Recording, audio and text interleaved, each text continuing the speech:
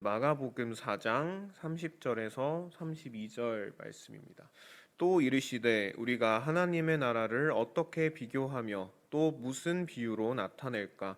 겨자씨 한 알과 같으니 땅에 심길 때에는 땅 위의 모든 씨보다 작은 것이로되 심긴 후에는 자라서 모든 풀보다 커지며 큰 가지를 내나니 공중의 새들이 그 그늘에 깃들일 만큼 되느니라.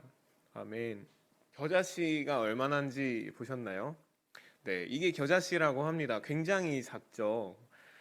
다른 씨앗들과 비교해봐도 아주 작은 그런 씨앗입니다. 이 겨자씨는 얼마나 크게 자라날 수 있을까요? 이렇게 작은 씨앗이, 우리가 정말 인상 쓰지 않고는 보이지 않는 이 작은 씨앗이 커봐야 얼마나 커질 수 있을까요? 우리가 이 겨자씨를 두고 하는 질문이 사실은 어쩌면 우리 자신을 향한 고민인 것 같기도 합니다. 넓은 들판 속에 떨어진 겨자씨 하나는 분명히 그곳에 존재하지만 한편으로는 너무나도 작기 때문에 마치 거기 없는 것처럼 보이기도 하죠. 우리가 살아가는 이 사회가 마치 이 들판과도 같습니다. 그 안에서 우리는 겨자씨처럼 아주 작은 존재죠. 그런데 우리 주변을 둘러보면 무엇이 보입니까? 들판을 가득 메우고 있는 이미 나보다 먼저 자라난 기다란 풀들과 같은 그런 사람들이 보입니다.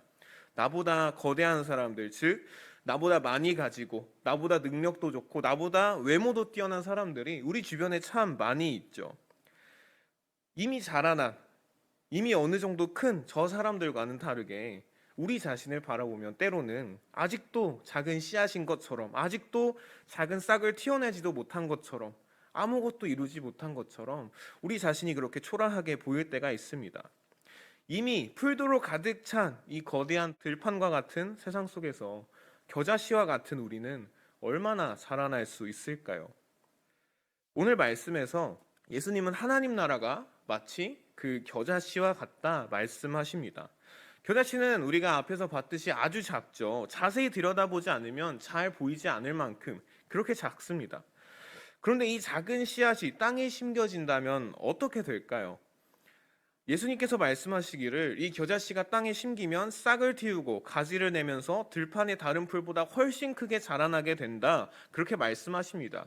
우리가 흔히 알고 있는 유채가 이 겨자와 같은 품종이라고 해요. 그래서 보통 겨자씨를 심고 자라면 1m까지 자라는데 사진으로 보시는 것 같은 이 이스라엘의 갈릴리 호수 주변에서 자라는 겨자나무는 크게 자라면 3m에서 4m까지도 자라난다고 합니다. 예수님과 제자들이 보고 있는 그 익숙한 겨자나무는 바로 이 사진과 같은 커다란 겨자나무를 말하는 거겠죠. 심겨지기 전에는 이게 자라봐야 얼마나 자랄까 전혀 기대가 되지 않던 그 작은 씨앗이었는데 자라고 나니까 새들이 실어 찾아올 만한 그늘을 만들어낼 만큼 아주 크게 자라는 것을 우리는 볼 수 있습니다. 예수님께서 사람들에게 이 이야기를 들려주시는 그 시점에서 하나님 나라는 어땠을까요? 예수님께서 하나님 나라가 가까웠다 말씀하시지만 사실 당시 사람들에게는 그 나라는 너무나도 작아서 잘 보이지도 않는, 있는지도 잘 모르는 그런 겨자씨와도 같았습니다. 예수님께서 아무리 하나님 나라가 가까이었다 회개하라 말씀하시지만 사람들의 눈에는 무엇이 보였을까요? 그들을 둘러싸고 있는 것은 하나님 나라가 아니라 거대한 로마 제국이었습니다. 하나님 나라는 보이지가 않아요. 또 그 제국을 다스리는 황제에 비하면 예수님은 어떻습니까? 그 나라를 가져오신다는 그 나라의 왕이시라는 예수님은 그 황제, 황궁에서 호화롭게 살고 있는 황제와 다르게 가난한 목수의 아들, 촌동네 출신, 그런 수식어가 붙은 아주 보잘것없는 인물이었죠. 심지어 예수님께서 십자가에 달려서 돌아가신 후에는 하나님 나라는 어땠을까요? 정말 그 들판 속으로 떨어져서 사라진 것처럼 보인 그 겨자씨처럼 더욱더 보이지 않게 되었습니다. 심지어는 마치 그 나라 그냥 없던 건가 보다 하고 없던 이야기처럼 잊어버리는 사람들도 있었죠. 그런데 그 작은 겨자씨와 같은 하나님 나라가 싹을 틔우기 시작합니다. 죽으셨던 예수님이 다시 살아나셔서 제자들 앞에 나타나신 것이죠. 그 예수님은 제자들과 함께 지내시다가 제자들이 보는 앞에서 하늘로 들려 올려지셨습니다. 그리고 하나님의 보좌 우편에 앉으신 예수님은 제자들에게 예수님의 빈자리를 대신할 성령님을 보내주시죠. 성경은 바로 이 성령을 통해서 하나님 나라가 우리 삶에서 드러나게 되었다고 말씀합니다. 우리 각 사람과 함께 하시는 성령님을 통해서 우리는 하나님의 돌보심을 친히 경험하게 됩니다. 또 우리 공동체와 함께 하시는 성령님을 통해서 이 교회가, 우리 공동체가 하나님의 다스림을 경험할 수 있게 됩니다. 다시 말하면 성령께서 우리와 함께 하심으로 하나님의 백성들이 이 땅에 존재할 수 있고 또 하나님의 다스림을 누릴 수 있기 때문에 우리가 모인 이곳이, 우리 교회가 바로 하나님 나라가 될 수 있는 것이죠. 겨자씨만했던 하나님 나라였습니다. 그런데 그 나라가 보이지 않던, 오지 않을 것 같았던 그 나라가 예수님의 부활을 통해서 싹을 틔우더니 계속해서 자라나고 있습니다. 예수님께서 이 땅에 다시 오시는 그때에 하나님 나라는 완전한 모습으로 이 땅에 완성될 것입니다. 성경에서는 그 하나님의 나라를 이렇게 부릅니다. 평안의 나라다. 여기서 말하는 평안은 샬롬이라고 하는 그 평안은 단 한 사람도, 더 나아간다면 그 작은 생물까지도 부족함을 느끼지 않는, 모두가 완전히 만족해 있는 그런 평안한 상태를 말한다고 합니다. 겨자씨가 자라서 새들이 깃들 그늘이 되듯이 하나님 나라는 우리가 온전한 쉼을 누리게 하는, 우리가 만족해 하는 그 평안의 나라로 우리 앞에 나타나게 되는 것이죠. 이것이 바로 예수님께서 겨자씨를 통해서 우리에게 알려주신 하나님 나라의 커다란 원리 중 하나입니다. 분명히 처음 시작은 예수님이라는 당시 사람들이 볼 땐 너무나도 초라한 한 사람에 불과했고, 더 나아간다면 아담 때로부터 혹은 그 이전으로부터 우리가 알 수 없는 그 보이지 않던 때로부터 시작된 일들이 지금은 우리 곁에 다가왔고 싹을 틔웠고 이제 자라나서 완성된 그 하나님 나라가 우리에게 다가오고 있죠. 그래서 하나님 나라는 작은 것에서 큰 것으로, 또 고난에서 영광으로, 십자가에서 부활로, 보이지 않는 데서 보이는 대로, 미미한 데서 위대함으로 가는 그 커다란 원리가 있음을 우리는 발견할 수 있습니다. 생각해보면 그 구약의 이야기들에서도 이러한 하나님 나라의 원리를 발견할 수 있죠. 우리가 믿음의 조상이라고 부르는 그 아브라함은 어땠습니까?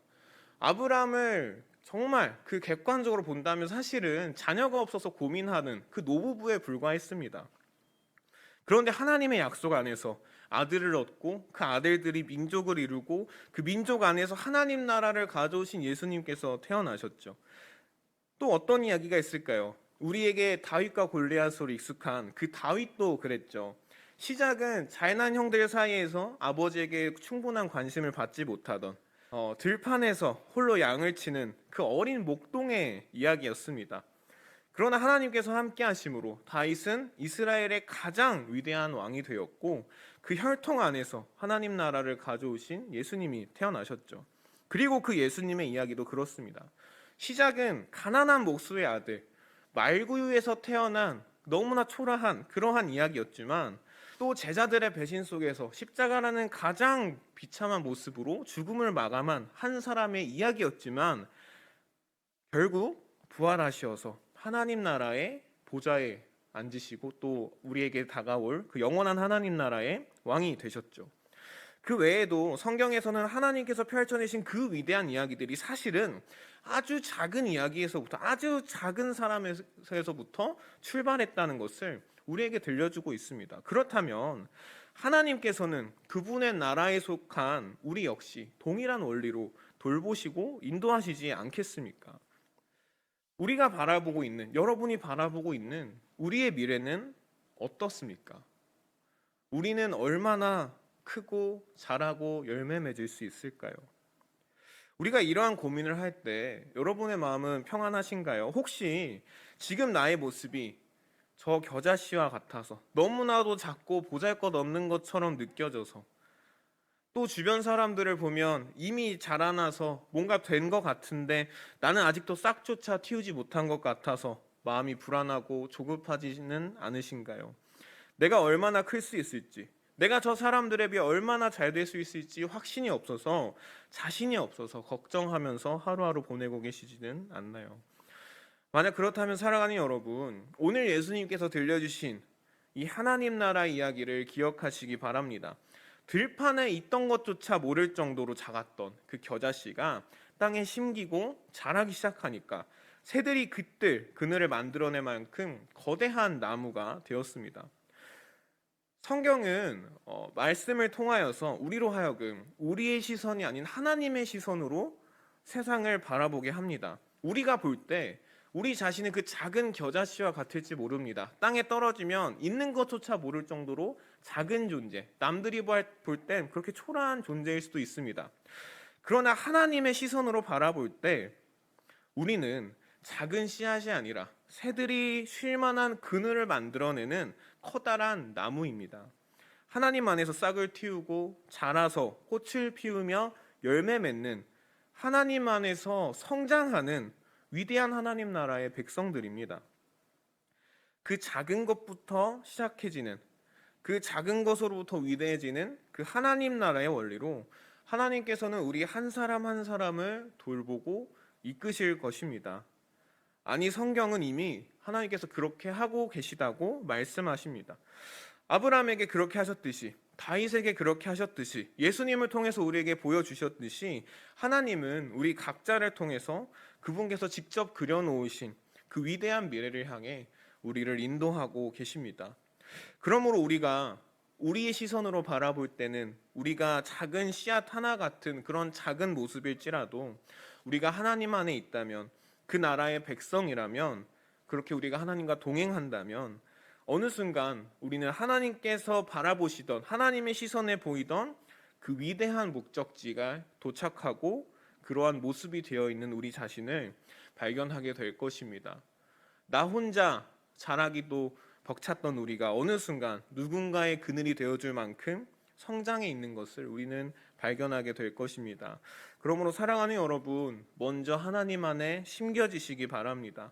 작은 것으로부터 위대한 이야기를 펼쳐내시는 그 하나님께 심겨지시기 바랍니다.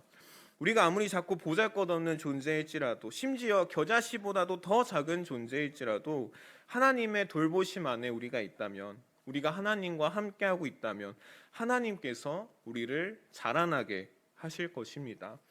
우리의 삶을 통해 하나님 나라의 그 위대한 이야기를 펼쳐내실 것입니다. 그렇게 하나님 안에 심겨지고 자라서 열매 맺는 누군가의 그늘이 되어줄 수 있는 우리가 되기를 주님의 이름으로 축복합니다. 기도하겠습니다. 하나님 감사합니다. 작은 것으로부터 위대한 이야기를 펼쳐내시는 하나님, 그 작은 겨자씨가 새들이 깃들 만한 그런 커다란 나무로 자라나듯이, 또 하나님 나라를 그렇게 펼쳐내고 계시듯이 우리 삶에도 지금 그러한 이야기를 펼쳐내 주시옵소서. 우리 시선으로 볼 때 우리는 그 작은 겨자씨처럼 작고 연약합니다. 누군가는 우리가 커봐야 얼마나 크겠냐고 걱정하기도 합니다. 그러나 주님, 주님의 시선으로 볼 때 우리는 주님 안에 심겨져서 자라나서 열매 맺고 누군가의 그늘이 되어줄 하나님 나라의 그 이야기를 써내려갈 하나님의 백성들입니다. 주님의 그 시선으로 우리가 우리 자신을 바라보고 우리 서로를 바라보고 이 세상을 바라보게 하셔서 겨자씨 같은 지금의 모습이 아니라 주님의 시선으로 바라보면서 소망 품으면서 또 주님의 은혜 누리면서 살아가는 우리가 될 수 있도록 도와주시옵소서. 예수님 이름으로 기도드립니다. 아멘. 우리 주님 한번 부르짖고 함께 기도하시겠습니다. 주여